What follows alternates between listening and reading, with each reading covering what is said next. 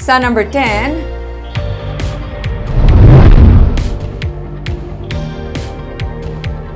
mga estudyante ang gintanyagan sang libre nga sakay sa motorbangka halin sa isla sa Molocabok padulong sa Barangay Vito sa Sagay City.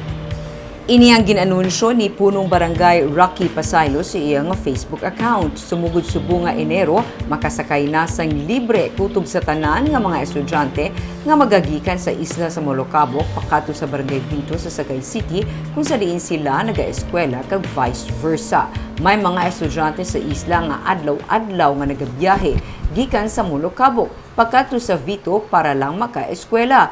Mga 21 ka kilometro ang kalayoon sa isla sa Vito kung mga 20 tumtub na 30 minutos nga bangka ride. Sa post sa nga punong barangay, iya ginsiling nga inilang ang iya nga mabulig sa mga estudyante tubtub sa ila nga pag-graduate kag ginapangabay niya nga kuntani mangin matutom ang mga ini para makabulig man sa ila nga mga ginikanan.